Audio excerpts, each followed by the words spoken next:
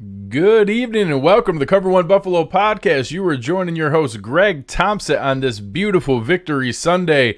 Aaron Quinn, you look festive. It's Christmas season, baby. You know, if anybody knows that, you know that. Oh, it was a little scary. Some anxiety today. You know, ultimately, the Buffalo Bills pull out a 27-17 victory. They win by 10 points. They covered the spread. They beat a team they were supposed to beat. I don't know if it felt like that the whole time. No, it's a really weird game, and we'll dive into some of the wonkiness. But at the end of the day, we talk about it a lot here. It doesn't really matter how you win, but the Bills have 8 wins. Pick up an additional AFC win here. We've talked about that a lot with Miami sort of on the heels of the Bills here. And if they can make a run at the division, I think this type of win says no. They probably can't make a run at the division. So I don't care how it happened. We'll get into a little bit of it. But after this show today, I'm kind of over how they won and just that they got another win. And now it's time to stack them.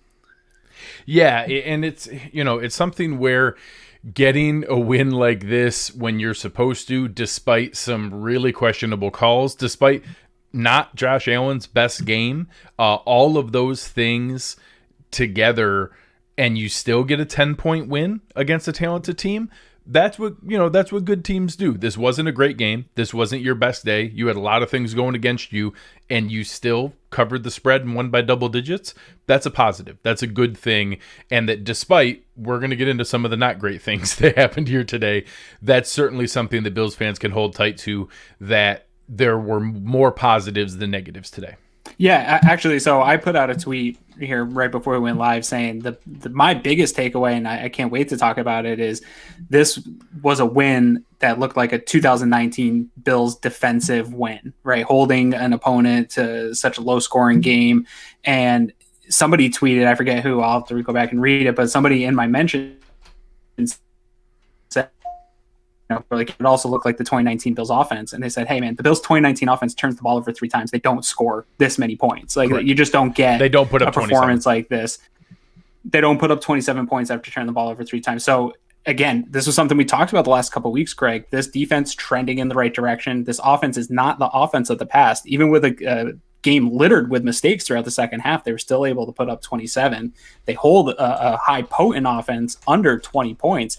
That's a good sign for Bills. Even with all the ugly and sloppiness of this game that we're about to break down, that is a good sign that things are trending in the right direction at the right time.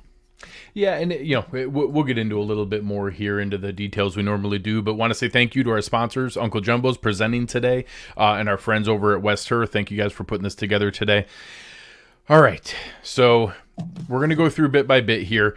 You said it pre-show, this was a game that was billed as a showdown between two up-and-coming, athletic, exciting quarterbacks, both playing really good ball.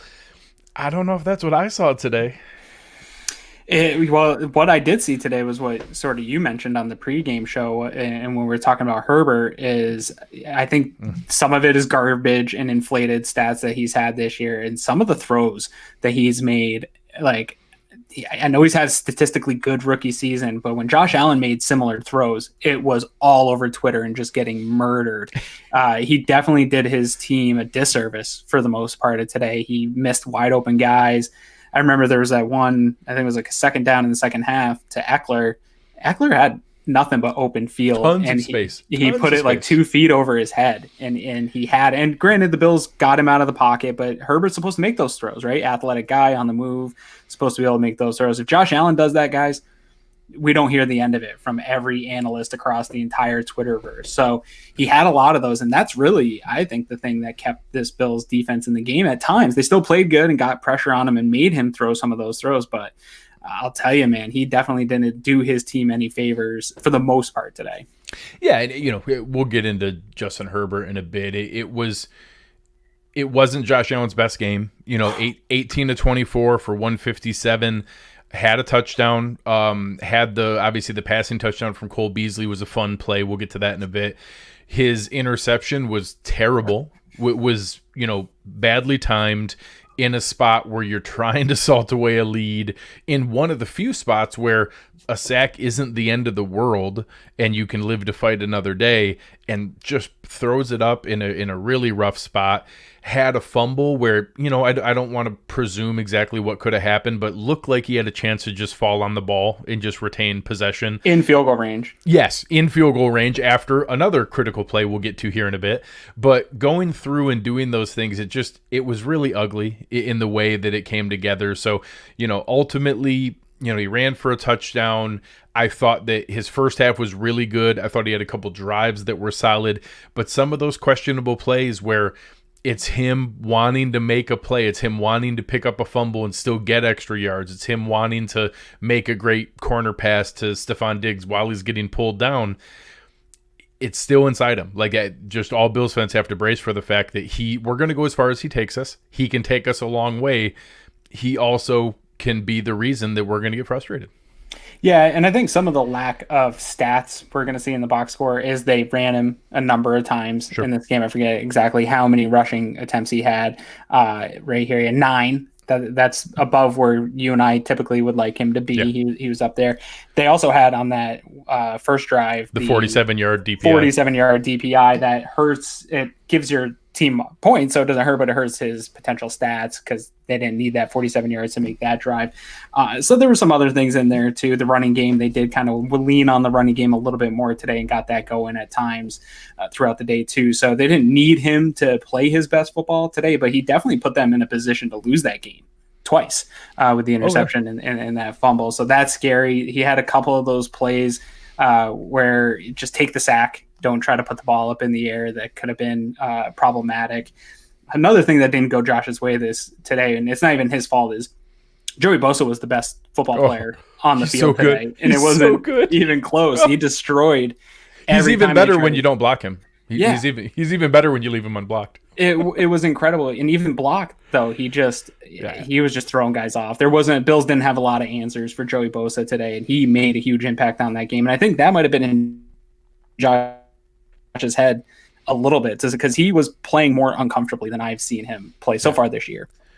Well, and I think if you take the combination, I counted 3 plays where we helped Joey Bosa, trying to put him one-on-one against Dawson Knox, trying to have him get walled off by Gabe Davis, and then a miscommunication between Winters and Williams trying to hand him off there where he came untouched. So 3 plays that we gave to the most talented player on the field.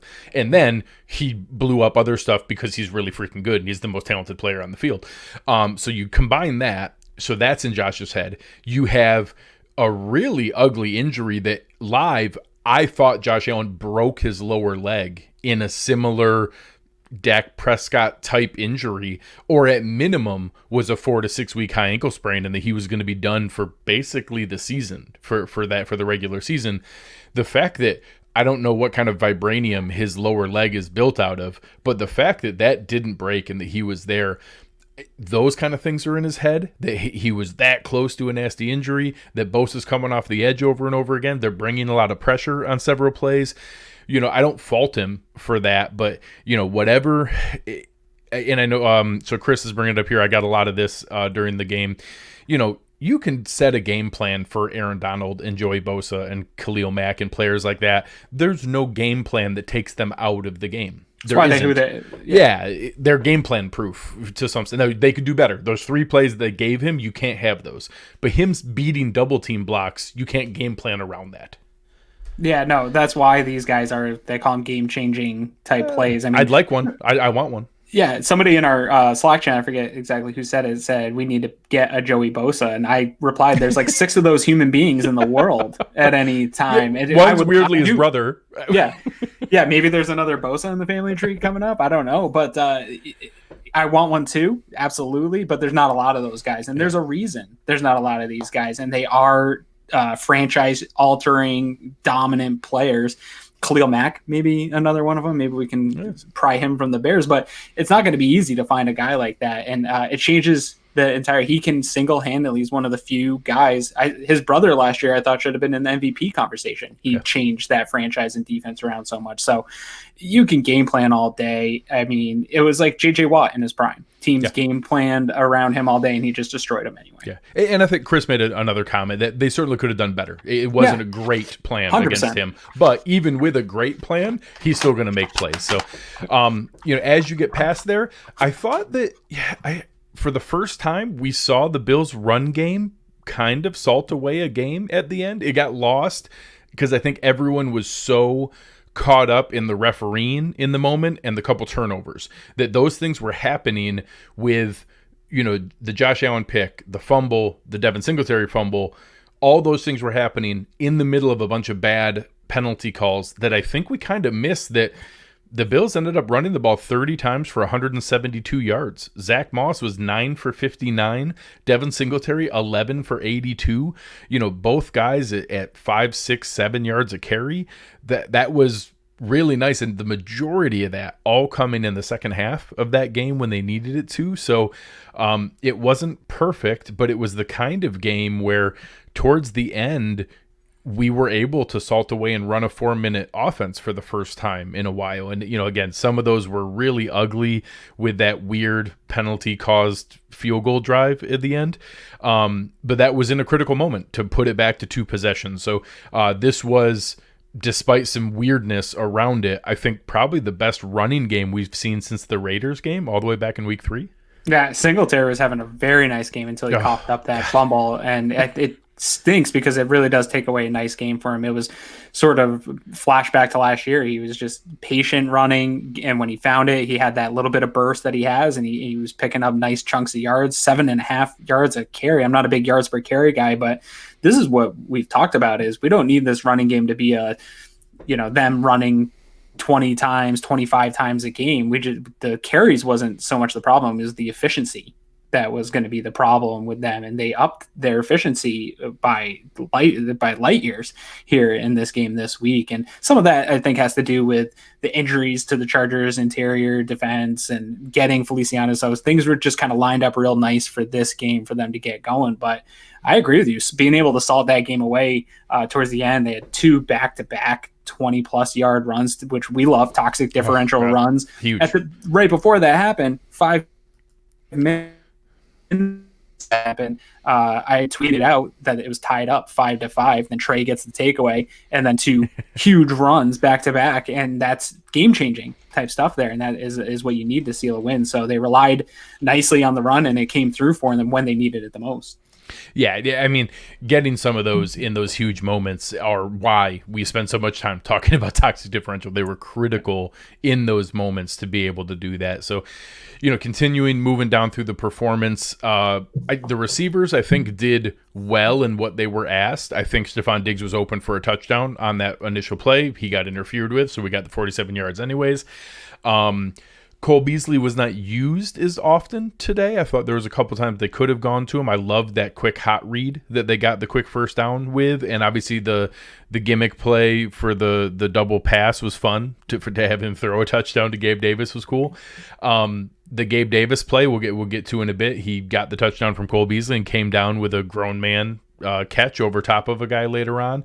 So I don't think today was the best game we've had. It was weird that Stephon Diggs didn't have a catch in the first half, ended up getting 7 for 39 in the second half, so kind of a concerted effort to get the ball back to him.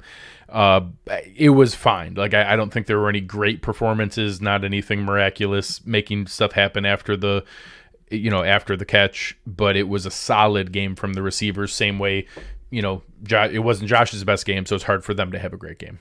Yeah, exactly. I think it starts with the attempts, 25 attempts, completed only 18 of them. It's hard to get a lot of receptions to go around for guys. I saw some frustration that Cole Beasley wasn't getting the ball enough, and I agree. I think the offense moves at a much smoother pace as far as moving the ball up and down the field when it's Diggs and Beasley just picking up first downs left and right. But sometimes that's not going to be there. Sometimes the quarterback's not throwing at the level where everybody's going to be able to get those types of numbers throughout a whole game. I did like in that second half where they really were feeding Diggs. I love, even if it's just a drive or two where you attack that. He's your number one guy. You finally have a guy that you can just feed as often as possible until they figure out a way to stop it. So that was good to see. And the last thing that was really good to see was Gabriel Davis stepping up in place of John Brown. It wasn't the biggest, flashiest game, but he had a nice route on that deep ball and ended up coming down, mossed that dude. And that's exactly what you want to see. That's exactly what we heard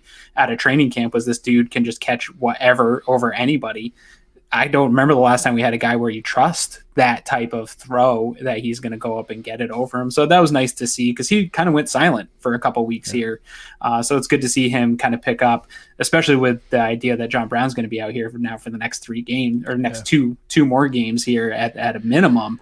You really want to see Davis continue to progress like that. So fine overall, considering how little the passing game was effective today. Yeah, both Cliff and MD here talking about how big of a difference it does make. I don't know if it's just that simple, but the side-by-side stats of with John Brown and without John Brown are so dramatic it's hard to argue with. Like, it certainly is a thing. And there were times where you saw Josh looking for an open receiver, that having somebody else who is that much of a threat on the outside opposite Diggs, I think does change a little bit. And I think it opens things up underneath for Beasley more. Out of the receiving weapons and things like that, I didn't see a lot from Dawson Knox. Just the touchdown. I would say, and I will say, the touchdown he deserves credit for, because he saved Josh Allen from a not great catch, or not great pass. Yep. So I'll give him credit for that. Beyond there, not a lot in seeing anything there. Lee Smith had a catch and 3 yards. So our tight ends together had 2 catches for 5 yards. So that's delightful. We still don't have a tight end 1 on this roster. I know many people were talking about Croft versus Knox in the pregame, but Croft is more trustworthy, but he's not special or anything great either. So again, we don't have a weapon there, and everyone's excited about Gabe Davis stepping up. My biggest concern with John Brown missing is I like Gabe Davis as a 4th weapon. That is a big upgrade. That is something that really stresses the defense. When he's your 3rd option and now you need somebody else, Dawson Knox, Isaiah McKenzie, whoever, to be your 4th option, teams aren't afraid of that. Defenses aren't afraid of that. People can cover that. So it really does push him up into a spot he's probably not quite ready for yet. So we'll see where it goes from there. Yeah, and I mean, there's only so much he can do there. I think the frustration should be on the lack of Isaiah McKenzie, Andre Roberts, and whoever else is going to be that 4th option, Dawson Knox. Some of the Knox stuff, tight end stuff in general, I go back and watch that a little bit this week, because I don't know how much it is that it's Dawson Knox not getting open or not being good, or just this offense, he's the last read, or I don't know what his snap count was for the day. I know he was chipping on Bosa a number of times. He was part of that plan to kind of work that. So that's another thing they got to take into account in a game like this with a monster like Bosa, is some of those guys are going to be kind of held in. I think that's probably why Lee Smith was activated today, to help in that blocking, being that extra lineman. Yeah, we'll see where that goes. One last thing on the receivers. Chris here asking, or talking about Isaiah Hodgins. Cody asking about him. He returned to practice this week. He hadn't practiced all season, so I didn't expect him to be activated. He's eligible. They have 2 more weeks to decide, do they want to activate him? If they don't, they have to put him on season-ending IR, similar to the deadlines they had for John Feliciano coming off, and similar for the deadlines they had for Tommy Sweeney, which unfortunately went a different direction. The last one on offense, I thought the offensive line was okay today. I think they deserve credit for opening up some of those rushing lanes, especially late. I think they struggled with Joey Bosa, because everyone struggles with Joey Bosa. They moved Bosa around a lot, so Bosa took advantage of Darrell Williams. Williams does not do well against speed around the edge. That's what Joey Bosa does. So I don't think the line looked as bad as what the Bosa highlight reel made them look, but I thought obviously they weren't perfect, because they did let up some pressure. I thought a little bit of the pressure was on Josh holding the ball, and he could do a little bit better there as well. I think first glance, I hate to really evaluate the offensive line right after the game because it's so hard, but Winters still seems to be, I really have been pounding the table. Did you see, it looked like they swapped them at one point? Like they started left and right and then flipped Feliciano to the other side? That. It was for a drive. I lost track if they continued to do it or if they moved them back, but I definitely saw them flip for one drive. Yeah, and I really have been pounding the table that, all right, if we get Feliciano back at his natural position and you have your 4, that you can hide that 5th guy. And I don't know that my reasoning or idea there really held up today. That's something, again, I I was want to kind of go hoping watch. it was true too. Yeah, and maybe you can with somebody a little bit. Maybe you can hide it with Bacher, or I don't know, Bates. I'm not sure, but it didn't seem to be. But obviously, they still put together some drives. It's not like it was all horrible, and he's the worst offensive lineman in the history. No roster's perfect. I know fans are very frustrated with some of the vulnerabilities on this team. Every team's got a vulnerability at each level of their team. Ours just right this year happens to be Winters. I don't know that the answer is behind him, but it's definitely a problem, and hopefully it gets better as the year goes on. But I'm not sure it was their best day, but nothing glaring. It was great to see Mitch Morse back at center after all looking that. good too. Yeah, all that speculation for the last 2 weeks, all put to rest. He looked good. He looked aggressive in the run game, which we really looked great wanted to see. out in front of some of those screens. Yeah, moves really well. Nice to see him and Feliciano back together. So hopefully they can build on that. Yeah, a lot of comments in the chat here that Winters is the worst player in the history of football. I have bad news for people. I'm open to Ike Bacher or Ryan Bates getting reps there. They're not materially better than Brian Winters. Now, maybe they can be. I think Ike Bacher is a better run blocker than Brian Winters is, but he also struggles in pass blocking. So I don't think we have a good fifth lineman or good other guard on the roster right now. Our best chance is who is the least detrimental. I would say today, Brian Winters looked detrimental, and I'm open to a swap. That swap does not mean we're bringing in an all-pro. We don't have an all-pro hiding in the wings. Maybe we have a slightly less bad guy, but people need to settle down on what is in the background here with some of those other guys that just aren't that special. And just like the talk we had 4 weeks ago about AJ Klein and people saying it can't get any worse. It can always get worse. Yes. It can be much worse than what Winters has done. Like I said, this and offense Klein still is a moved great the ball. example of patience. Yeah, you got to have patience. You got to a little bit trust in the coaching staff who are seeing these guys every day. And I think as fans, sometimes we need to pull back and understand that, again, there's never been a perfect roster in the history of football, and every team has guys that are vulnerabilities. It's just the way. That's why you have a salary cap. It's why there's so much parity across the league. It's just part of football. Or maybe Brian Winters is the Nathan Peterman alignment. It might also be that too. If it's going to be, it's got to be Bacher though, because he was their guy. They brought Bacher in, so we'll see. Before we flip over to the defensive side of the ball, we want to announce our gift card winner for T-Shirt University. So our guy, this was one on iTunes. So Sully RT, the winner of the T-Shirt University gift card. Reach out to us in DMs, get us the address we can send it to. Really appreciate it. Anybody else, give us a rating, give us a review. It really helps us out. Appreciate it very, very much. So I got this shirt at T-Shirt University. There you go. There you go. I should have got this one, but I did wear Stephon Diggs' shirt for his birthday. So this one, yeah, I like it. Yeah, that one deserved Happy birthday, it. Stephon. Yeah, hey, all right, switching over to the defensive side of the ball, I think relative to the competition, relative to how good this offense had looked, today was the best defensive performance by the Buffalo Bills this season.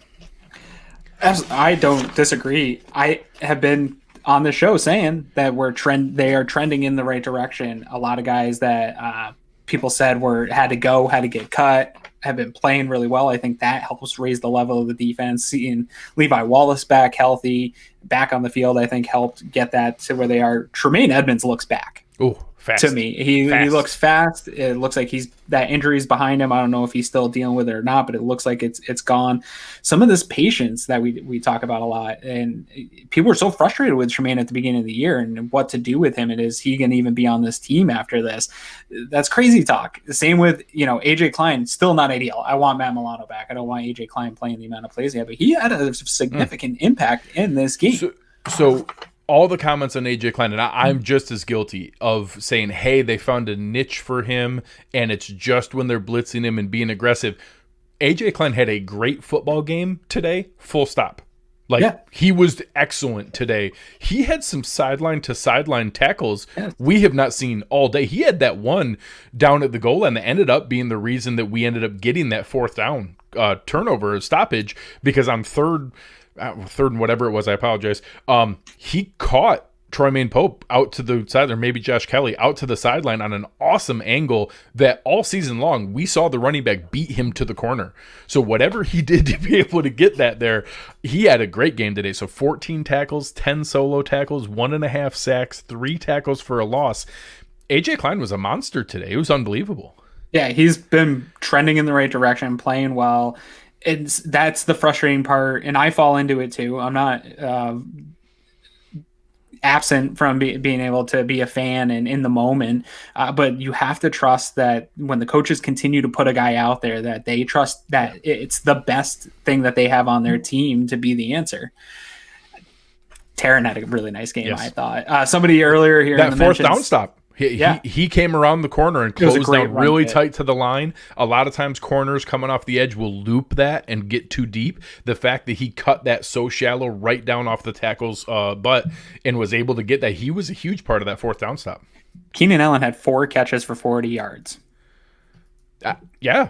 I mean, Keenan Allen had 16 catches last week. Yes. And I would have been fine if he got those catches, but I won't lie, man. When I was watching the tape and I watched Eric's video on Keenan Allen, I got really worried about AJ Klein and Taron Johnson in this game and thinking it kept me up. What are these guys going to do? These are guys that, especially Taron, that I've pounded the table for. I thought they were going to struggle all day. And a bunch of people seemed surprised that Keenan Allen was lined up in the slot and Trey was not able to shadow him throughout the game. I didn't expect that. I expected there to be a lot of matchups for Taron, a lot of matchups for the linebackers, and to hold Keenan Allen to 4 receptions of 40 yards. I will take targets. That every single day of the week. Yeah, he didn't have any easy targets. No. He was blanketed almost all day. Do you know how infrequently Keenan Allen has less than a 50% catch rate? He has one of the consistently best catch rates in the NFL every single year. He does not have very many games with under a 50% catch rate. 4 catches on 10 targets is awesome. Yeah, and Taron got home on a couple blitzes. He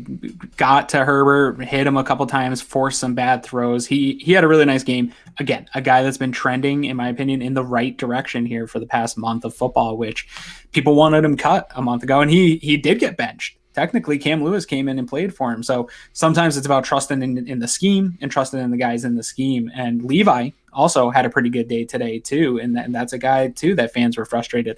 Guy I didn't see, which we saw was the starter, Josh Norman. Didn't really see him at all today. I can't even think of a snap where I saw him on the field. Not sure what happened there. I didn't notice him. Yeah, I don't know that he didn't play snaps. I didn't notice him at all. That's what I'm saying. I don't remember a Josh Norman anything today. And that might be a good thing. He might have been on the field and in coverage, but I don't see him on the stat line anywhere, and I don't remember him being on the field at all. So I think if, without looking at the box score, if you ask a lot of fans if the Bills had a good run defense game today, I think everyone's instant reaction would be no, they were terrible in run defense today. And part of that is there were 16 targets to Austin Eckler out of the backfield that probably felt like run game plays. Sure. But they gave up 24 carries for 74 yards, and 33 of those were on that one fluky kind of hurry-up offense draw play that caught everybody off guard. It was 23 carries for 51 yards before that at 2.2 yards a carry. It was actually pretty good. I thought the defensive line did really well today. Justin Herbert had been getting rid of the ball really fast. I think they did a good job disguising coverage. I think they blitzed a lot early intentionally to get it in Herbert's head. Then later as the game went, they postured like they were sending more pressure, but would then do those zone drops where you'd have Darryl Johnson out in coverage on one play, or you'd have other guys where you're only sending 4. He just didn't know which 4 were coming. Right. And they did more and more of that as the game went on after they were sending 5 and 6 early. A couple of them, the late AJ Klein sack, they sent 6 guys. But I thought the defensive line did a nice job. Way more flash plays out of Ed Oliver, and by far the best game of AJ Epenesa's career so far. Yeah, I loved what I saw at Epinesa. Jerry Hughes had a couple of really nice pressures in this game as well. Almost had a swipe of the ball on the he almost got that one out. The only thing I will say, you got to almost grade this game on a little bit of a curve. The Chargers' run game is not good. I know some of that is Eckler being out, but even with that, their offensive line scratch of Brian Bulaga was probably a sneaky help. Yes, and Bulaga was probably their only Only good one concern of mine on their offensive line. They just haven't been great this year. So some of the defensive success is a little bit on a curve, but still this Chargers team has put up points, has had success in the passing game this year. So you can't take it all away from them, but I think a little bit of a curve on it. Yeah. Ron picking it out here. There was a play that was a quick out to Austin Eckler that he probably had some space to try to shake him. And Daryl Johnson made a great tackle. And the announcer had no clue who Daryl Johnson was. Yeah. Not that he should. You probably shouldn't know who Daryl Johnson was, but it was funny. They will. They will soon.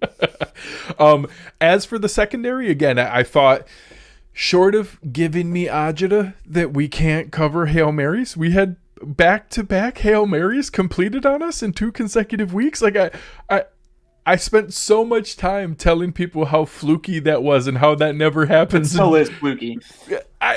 How do we have back-to-back Hail Marys completed against us? Thank God this one, wasn't for a touchdown and was tackled at the 5-yard line. And then we'll get to it here in a bit. For anybody who tries to come at me telling me that maybe we should have hired Anthony Lynn instead of Sean McDermott, come find me on Twitter. I'll laugh at you for 15 minutes straight. Anthony Lynn is the worst coach in the NFL. It's hidden because he has so much talent on that roster that all the jump balls Mike Allen goes to get and all the plays that Mike Williams goes to get and all the plays Joey Bosa makes for him hides how much he's holding back the talent on this roster. He's the worst in-game coach in the NFL. Yeah, I love him as a person. He's a great guy. I liked him as an offensive coordinator at times here. What he was able to do with Tyrod, I thought there were some fun moments. But yeah, he's a Rex Ryan coach through and through, and it shows up. It's kind of embarrassing how good that Chargers team could be that they only have 3 wins. I think some coach is going to look awesome. Some coach next year, I think he's going to get fired. And I think a new coach is going to come in and they're going to look amazing because there's so much talent on that roster. Yeah, there's some bad injury luck that's not Lynn's fault. Yeah, I think it's a perfect spot for Brian Dable. Unfortunately, I said it before. A young quarterback who needs to continue to develop tons of weapons, good parts on defense. I don't want him to go, but if I was a coach, I think it's got to be probably the most attractive job that's going to be out there. So Chris asks a good question here. If you tell me that we get to keep Ken Dorsey and just trade Dable for Anthony Lynn, and Lynn is no longer in charge of like in-game time management and decision making, he's just calling plays, maybe I'll take that. Maybe I'll take him back. He's a good dude. But yeah, I don't want him deciding anything of when to go for it, any of those kind of things. He's not in charge of any of those things if he comes back, but he probably does still have a future in as an offensive coordinator. Yeah, for sure. So overall, special teams, I don't think was a huge factor, was a benefit for Buffalo. They had a couple nice returns, didn't give up any big returns. They missed an extra point. Bass made all 5 of his kicks, 2 field goals and 3 extra points. The field goals look beautiful. Corey Bojorquez, I think, got penalized a little bit today. He had a rocket of a kick that just barely went into the end zone. It actually bounced straight up from the goal line and came back in to the 2 or 3 yard line that if it was 6 inches back would have been a miraculous punt.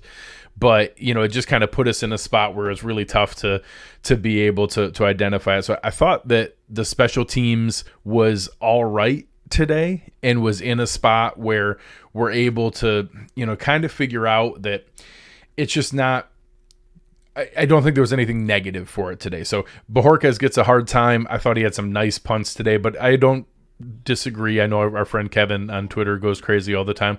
I'd like to see him put one inside the 10-yard line once as well.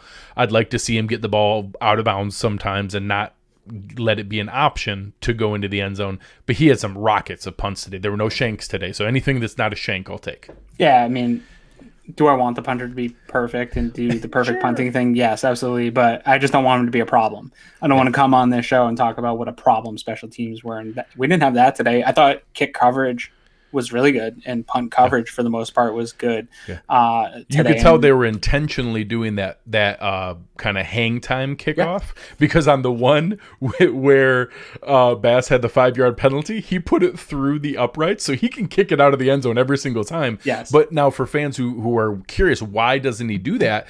The Bills had multiple drives start at like the 8 for the Chargers at the 18 and one at the 11 on kickoffs. That's a nice advantage. That's like a 14-yard loss for no reason, just because he can get the ball to hang up there and get the returner to be kind of confused and not sure what to do. That's a weapon. They're doing that very intentionally because he has the ability to get hang time on a kickoff and have it land over towards the edge at like the 5-yard line. It's awesome. Yeah, and it shows trust in your coverage ability to get down there and make the tackle, right? Like you only do that if you trust that unit, and they were trustworthy today. The special teams didn't cause any problems, and I'm starting to build a lot of confidence in Bass. With as fluky of a game as this was, that last field goal, I didn't feel particularly comfortable just because the game was weird, and he's been building confidence for me over the last couple of weeks, big time, and that's huge. Yeah. Oh yeah. And again, it's now consistency. He knows how capable he is. He's getting confident. That's what really goes a long ways with these things, is that we can feel good that, if we have a tie game or we're down by 2 and they need to line him up there for a 55-yard field goal, I'm not like just hoping and praying. Like, I feel good that he's going to make it. I feel like this is great. We got in range. He's going to do this. And I think he feels that way too. And I love the left eye black swagger. I do too, yeah. As one of our friends that's not a Bills fan was like, I don't like your guys' kicker. He's too, like, kickers shouldn't talk trash and look like that. I was like, I love it. Give me all the kicker swag you can find. Yeah, so before we get into our segments that are coming up here, I need to take just a minute to talk about the asinine penalties today. The Bills got called for multiple unsportsmanlike conduct. The one on Josh Allen, I'll give him. I think that happens all the time in the NFL. I think that he spiked the ball towards him and kind of flexed on him. Whatever. They came back. I'm not mad about that one. The one for Zach Moss was horrible. I didn't see anything. You can watch on the replay. Zach Moss never even sees the defender and just kind of flicks the ball over his shoulder. He didn't spike it at him. He didn't look at him. He didn't taunt him. The ball technically went towards the defender a little bit. You can see on the replay, he doesn't even see that the defender is there. It was a horrendous call. You had multiple other that really bad holding penalty on Deion Dawkins. You had what was going to be the one Hail Mary. That ref was going to let that stand. He wasn't going to call offensive pass interference. That was obviously pass interference. The other ref had to come from across the field to call that. Josh Allen had multiple hits against him that had no penalties.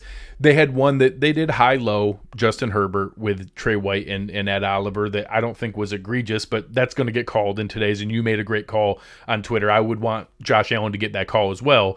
But it was just so many questionable calls that really started to stack up at one point. I try to stay away from that. I always assume there's bad calls in both directions. The Bills get the benefit of some. Same thing. You saw the bad interception turnover against the Rams and then the iffy defensive pass interference at the end. They usually balance out. Today felt like it was 70% against the Bills, and that was just frustrating. Yeah, I also don't like to blame the refs or get on the refs about stuff, but there were some frustrating ones for sure. I saw a number of AJ Epinesa got held pretty egregiously one time on a big third down play, which ended up being a converted third down, no call. Saw Sierra Neal go flying a couple punt returns, and you can only get pushed in that direction if it's a block in the back, really. Yeah. You can only go forward if it's a block in the back, so it seemed to be a little bit egregious to me. The thing I liked how they called was the Allen fumble ended up being an incomplete pass, letting that play out to the end of the play, calling it a fumble and then allowing for it to be reviewed. There's nothing worse to me than when refs call, even if it goes against us, when refs call a play dead that shouldn't be called dead. You can always reverse a play, but you can never get it back once the play is called dead. So it's tough. It's a tough game to call, but yeah, it wasn't the best day for NFL officiating in Buffalo today. Yeah, and again, I think we're pretty even-handed about that. We rarely talk about it here in the post-game shows. Right. Today was just an ugly experience for it. Yeah. So switching over to our friends over at Uncle Jumbo's. If you guys enjoyed the game today, make sure you're enjoying some Uncle Jumbo's out there, whether it's their Country Lemon, the good old American vodka, their Berry Good, or all the other delightful canned products like the one over my head here. When you enjoy it, make sure you enjoy it responsibly. today, I thought there were a couple good examples of responsible play of the game. I'll let you lead off with this one. Yeah, the one I liked particularly, this is something that we've seen the New England Patriots do for years against the Bills for 20 years, where you catch a team. It was the first drive of the second half, I believe, and you catch a team switching, subbing out a guy. Allen gets everybody to the line really quick. It's a 3rd and 4, and they get to the line fast. They know they're about to sub out, and he gets them. And they ended up getting the first down anyway, but then the flag's thrown. So it's a win-win for you, and it's just a heads-up play in a big spot. First drive of the second half, you have all these third-quarter woes hanging over your head. You want to put this team away. End up getting that third down. They continue that drive and end up going up 24-6 at the time. That's a big part of it, is getting that free play in that moment. And whether or not the play converts, you have the first down. Yeah, I was the exact same one, and I actually thought we were going to pick the same in the pre-show. I just went with the same one that he did later in the game, where he got them off sides and took the deep shot, the one that you see Aaron Rodgers do on every single primetime game. Yeah. And I love that Josh had the heads up about it. He knew what it was. He knew, he saw the flag, and he wasn't just going to take the check down. He actually was going to go to Diggs deep on the right side, saw it was covered, went back to the single coverage against Gabe Davis, and let his athletic, tall receiver take a shot at a 50-50 ball. And Gabe Davis went up and mossed the guy, went up over top of him and pulled the ball out for a huge 44-yard pass.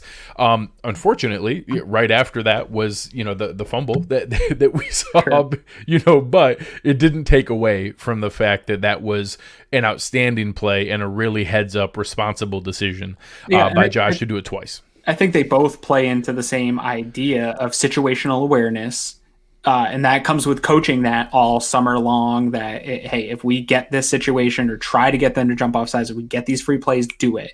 Coaching that in, because this is definitely something that the Bills just haven't done, since until we got Brian Daboll and Josh Allen together. They just never took advantage of those situational opportunities, and you're leaving free yards on the field if you don't take advantage of it. Yeah. So another responsible decision here. Obviously, this was kind of a mess coming into this week from a COVID standpoint and a positive test standpoint all throughout the NFL. I actually got up early this morning and checked my phone just to make sure they were still going to play games. I didn't think it was a slam dunk that all the games went forward this week. So Ron asking, for anyone who hasn't seen, the Bills will play the 49ers next week. We'll have a preview show for that on Wednesday. But next week, there is now a decision that there can be no high school, college, or professional sports or any large gatherings in Santa Clara County, I think is the area, which happens to be where the 49er stadium is. The reporting that I'm seeing right now is that the 49ers will be going to Arizona to practice from there all week, and then the game will be held in Arizona. So it's still going to be a Pacific time zone.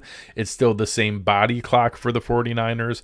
I say that it's probably a slight benefit to the Bills that it's not a pure home game from the 49ers, but it's the same road game for the Bills. It's just going to be Arizona now versus San Francisco. And honestly, I kind of see this as one of those cheesy things that Sean McDermott's going to take that angle of kind of exercising the Hail Mary demons just to kind of get that out of your mind, to go back into this visitor's locker room in Arizona to get a win and, get that out of your minds, and he'll just find another excuse to put a chip on a team's shoulder. So I think it's still next Monday night. I just think it's going to be in Arizona instead of San Francisco, and I think that is the responsible decision by the NFL to get a game played.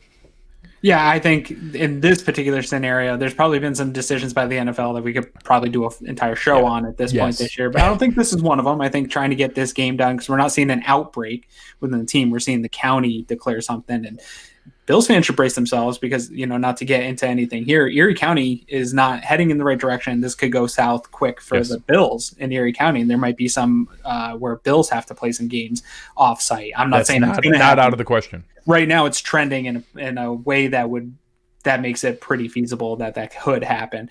But the thing that scares me about this is there's a scenario where the sort of how the Titans use this us against the world thing, where I can see San Francisco taking this and saying, "Hey, whoa us, we're going to rally around this." I still don't think they can beat the Bills. We'll get into that on the preview show, but anytime a team has to face adversity, I hate any extra adversity where they can do the us against the world thing. I know it's cliche, but it does work in sports. I've seen it Yeah. too many times in my life where a team just rallies around some idea, a thought in their head, and they go out and have the best game of their year. Yeah, it's tough. So we'll figure that out. As we switch over to our friends over at West Her, if you were looking for a vehicle here in the Western New York area, they're actually the largest dealership group in New York State, 23 dealerships and available for all makes and models of vehicles. Go over and find your friends at West Her. And for West Her, when you're looking for a great drive, Aaron, what did you think for the drive of the game today? Well, you wrote me. I get a little excited during the game. During the game to tell me about the best drive of the entire season, which I don't know. You've later pulled back on that, but I agree with you in terms of this game for sure, and probably recently that is the best drive.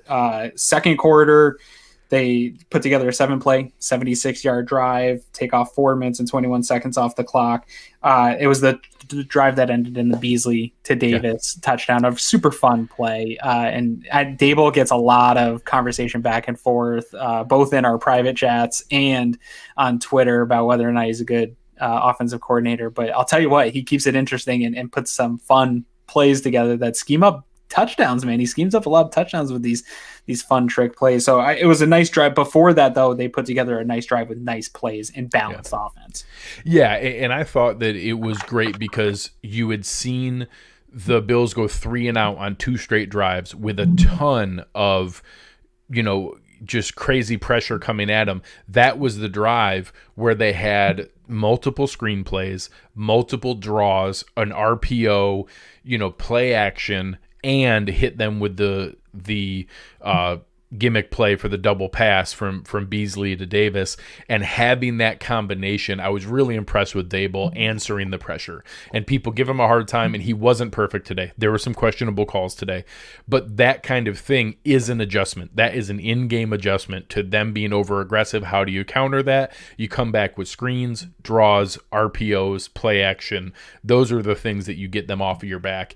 And they were able to do that. I thought that another worthy one was that drive starting the third quarter, and that coming out with a nice return, multiple nice plays. That was the first start of getting the run kind of established and ending up with the nice Josh Allen rushing touchdown where he got the unsportsmanlike conduct penalty. But that one put them up 24-6 and really kind of put the game away at that point. The Chargers never really got it back within, all that much closer to be able to end things. So, I really thought those were both really strong drives for the game. Yeah, I loved that start of the third quarter one just because all week, 2 weeks now, we've just been talking about third quarter woes, and the defense didn't really answer any questions, especially in the third quarter. I don't think they played particularly. Yeah, for their best game of the year, the third quarter was rough again. Yeah, it was. And it was trending in the wrong way to end the third quarter even. But to start off the third quarter, that's why you defer, because you're confident that you're going to get the ball and go down and score. And they did exactly what they had to. And so love to see that. Love to see Andre Roberts again for whatever the 5th time this year, taking a return and starting a drive hot with an explosive play. So again, I think that was probably a nice runner-up for a drive of the game.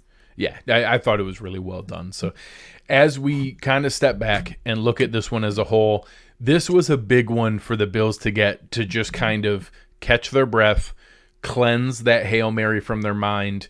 Certainly could be 9-2 right now, but 8-3 is really solid. Doesn't look like they got a ton of favors from any of the other games. I think New England won and beat Arizona on a last-minute field goal. The Dolphins were probably more competitive with the Jets than they wanted to be, but held that off as well. So still a 1-game lead in the division. Tennessee beat the Colts, so they technically take back that head-to-head tiebreaker and now take the 3 seed. So the Bills are sitting there at the 4 seed. And the other 8-3 team in the AFC are the Cleveland Browns, who took it to the Jaguars and barely held on today. So if the playoffs started today, the Bills would be the 4 seed playing the Cleveland Browns, and then would be playing the Steelers coming off a bye. So honestly, if you told me that was the playoffs right now, that they'd have a home game against the Browns and then would go and play the Steelers, and the Chiefs and the Titans would be on the other side of the bracket, I don't think I'd be upset.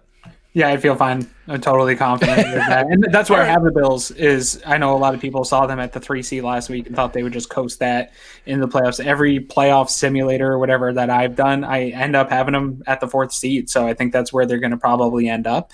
And I'm totally comfortable with them being a 4 seed. I mean, these are the problems I've wanted for my entire adult life, man. So sign me up. Yeah, if we're haggling over which wildcard team we get to host at home for our playoff game, okay. I'm fine with that. I'm not worried about playing the Browns, Dolphins, Colts, or Raiders. I'm just not worried about playing any of them. It's and now I think half the roster for the Ravens has COVID, so I don't really know. I don't even know if they're going to play. I don't even know if they're going to play a game here. So it does look like I think the Chiefs are destroying the Buccaneers right now. And somebody in the chat said that Tyreek Hill has like 200 yards in the first quarter. So that's interesting. Any final thoughts here for the people before we wrap things up? Yeah, enjoy this. It's Christmas season. It's a weird year. None of us have had much normalcy this year. So having the Bills be an 8-win team heading to December is the greatest Christmas feeling that I could ever think of. I think they're going to be able to stack a couple wins together here. I don't love primetime football, but the people that do, this is what you've always asked for, a whole month of Bills being the national game in the spotlight. So hopefully we get some fun football, but the Bills really control their own destiny right now, and this is the coolest feeling in the world. This is what we've wanted. I know you're way older than me, Greg, but still, your entire adult life's been the same as mine, of just suffering through mediocre teams where this time of year we're adding up all these different math concepts of how they can even hang on to being in the hunt. They're in the driver's seat, man. This is awesome. They control everything here. They got an important win. They're 8-3. They have, these games against the 49ers in Arizona, the Bills are going to be favored in that game. It's a home game against Pittsburgh, and I think Pittsburgh will deserve to be favored by a couple points, but the Bills can win that game. That's a coin toss to me. Yeah, then they're going to go at Denver, at New England. They're going to be probably favored in both of those games, and I think that those are tough games on the road that you need to not trip up. And then they're going to be home against the Dolphins to end the season. They're going to be favored there, so it's going to be a lot of tight games down the stretch here. 4 consecutive primetime games, just like you said, miserable for you and I, but fun for other people and for national attention. And I like the Bills getting national attention, for that sense of it, because it makes fans feel better. I hate it because I'm going to watch the game anyways. It doesn't matter to me, but it's just an interesting position but now they've put themselves in this spot to go on a fun run to end the season, lock up the division for the first time in 25 years, lock up a home playoff game for the first time in 25 years, be able to put yourself in this position to win a playoff game that we haven't seen in a long, long time. And I'm excited to be able to do it alongside you. So, Aaron, where can the good people find you? At Aaron Quinn 716, and as always, in Gregory Thompson's mentions, if you can't find my name. Come and find me at Greg Tompsett. Big thank you to our sponsors at West Her and for presenting us here tonight, Uncle Jumbo's. Thank you for Greg Tompsett. Thank you on behalf of Aaron Quinn. You have been listening to Cover One Buffalo, and we are out.